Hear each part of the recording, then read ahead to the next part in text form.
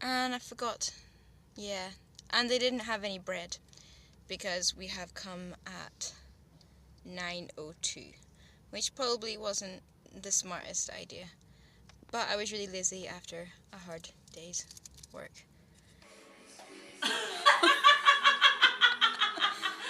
So now we're going to have to go to Sainsbury's. Here is my food for a fiver. We've got butter here. That's probably nowhere near enough butter to last me the 5 days, considering half of what I'm eating is bread and pancakes. So, good morning. It's 7 a.m. 7:22. I've just woken up. It's my first morning I've lived below the line. And I'm about to have my first Sainsbury's instant coffee granules. No fancy packaging, just great tasty coffee. I'll let you know how I get on. I'm starting to really appreciate fancy packaging. Wow, it's just not made to come this way. I don't really know what to do with the coffee once I've finished, since I don't have any jars, and it's like that. And it's gonna go everywhere, and it could be a massive disaster if it spills everywhere, and I don't have coffee for the next 5 days. So it's not ideal. So let's go with it. I also don't have any sugar or milk. And you know, I'm not a coffee connoisseur, but this is not looking good. I just woke up. I'm pretty sure that scissors to the corners and a glass for a jar might have made sense. I really like milk and sugar. The hardest thing about the coffee shop was that I hadn't quite realised how much I eat in my average day in the coffee shop.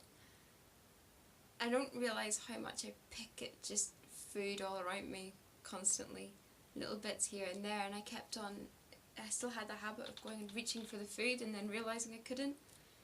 So it's just over and over again, and that was tough. So this is my lunch for today. As you can see, I've already eaten half a slice. I've got the butter for the 5 days and a slice and a half of bread. I thought this was going to be really easy because it's only for 5 days and I don't actually have to live like this, but I'm really struggling today. I think it's mostly not having sugar. It's only been a few hours, but I'm so used to having 2 sugars in every cup of coffee, and I have about 10 cups of coffee a day and 2 slices of bread with honey on them, that I'm on a massive sugar low and rather shaky and pretty miserable. And I must say, this is actually harder right now than quitting smoking. So lesson learned, next day that I'm working in the coffee shop, as in Wednesday, I am definitely going to bring some biscuits with me. So I've just come home from work after looking at all the yummy foods it can be and thinking, I can't wait till I get home and I don't have to do that anymore, and I come home to this. Yuck. Christine is making pancakes. They're disgusting. Ooh, yuck, yuck, yuck. Horrible. Harsh. Pancakes.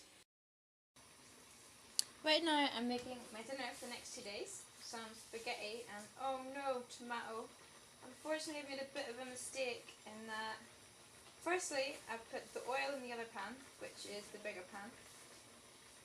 This needs a bigger pan because all the spaghetti isn't fitting in this pan. I've burnt the top of the spaghetti and it's now black. I don't know how that happened, it's the bit that was outside of the pot. So what's actually happened here is I have burnt the spaghetti in 2 ways. I didn't think that was possible either, but I not only oh, that's strong, possibly too strong. I not only left bits over the edge which burnt against the sides dry, but because I didn't have enough water in it, it's burnt to the bottom of the pan. Still plucking out little bits of brine. This is what happens when you're cooking while really hungry and needing some sugar. Also, this is kind of burning because I don't have enough oil. So yeah, sometimes.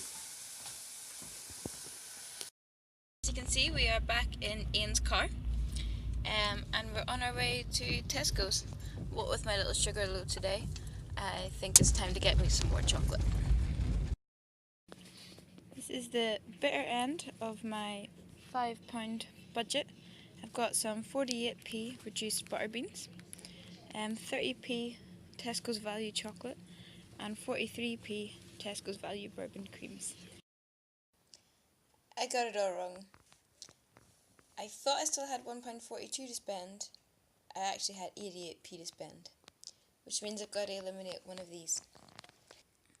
So I've made my decision, and it's not the decision that one would make if they were actually living in poverty.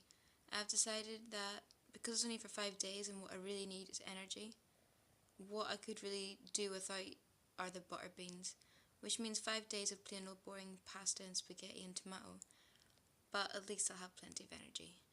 And it also means that left over I've got just enough to have a cup of lemon and ginger tea every night, which would be lovely. So on that note, bye bye butter beans. So from the second day I needed to start walking to work in St Ninians. It's about a 40-minute walk there, and it worked out really nicely because it meant that I had 80 minutes every day to think about how I felt about Live Below the Line. One of the things that surprised me was how anxious I was from the beginning, and I realised that any time that I have hit hard times, I always know that I could call up family or I could call up friends, and I know I could get a little bit of help with a few pounds, and no one would see me hungry, and the only thing that would get in the way sometimes would be a little bit of pride, but I always knew that I had the option and that it was a choice. Whereas this time, even though I knew I had enough food for the next 3 days, I knew I didn't have the option of going and asking someone for help. But of course, if I was living in real poverty, the people that I could go to help for, you know, they might not have the money themselves, or I might have gone to them too many times, or, you know, pride wouldn't have been an option. You have no choice. So, and Live Below the Line is of course a choice from start to end, so it was quite a lot to get my head around. So here's my lunch, which is not looking very appetising right now on the 3rd day in a row. And here's a great big tub of cheese. Another thing that surprised me was how normal it became. By my 2nd day in the coffee shop, I'd broken my habit of picking food. I brought my dinner in for lunch, and I was well stocked up on biscuits, so I had enough sugar. And while everything I ate tasted miserable, and there were loads of temptations, and I was even sick of bourbon biscuits, at the same time it stopped becoming a chore and became normal. And I found that really hard to understand, and it made me start thinking about how long does it take before someone's broken into thinking that it's normal to live without safe drinking water, or medical care, or enough food. Like, I find it all the more disturbing to think that it's possible that people might be broken into thinking that it's normal to go without basic human needs. In good news today, because I'm on my last day, I've saved all my biscuits and I've got all these to eat this afternoon, and the same again for tonight. Yay! I really don't want to walk home in the rain today. So at 12 o'clock, Live Below the Line was finished, and from then on things just got glorious. Yay! Yay! I can have tea! Yay! Suddenly every flavour blew my mind.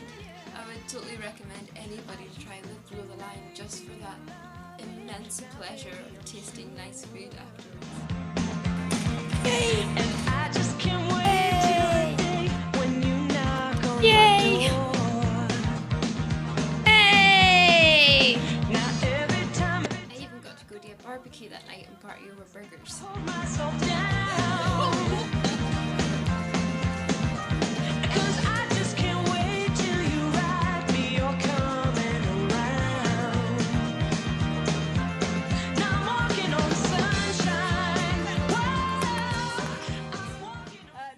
knew that my live below the line was only going to last for 5 days, and yet I really struggled most of the way through.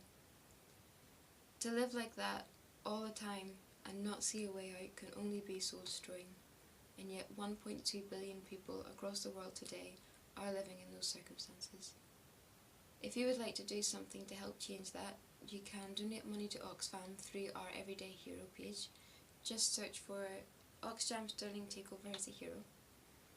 Or you could come to one of our events this year and pay us some of your money to have a really good time.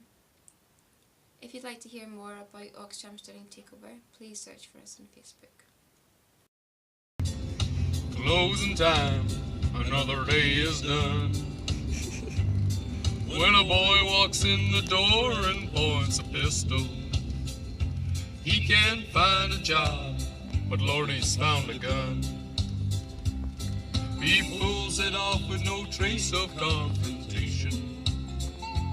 Then he lets the old man run out in the streets, even though he knows they'll come with guns a-blazing. Already he can feel a great relief. Oh, how many travel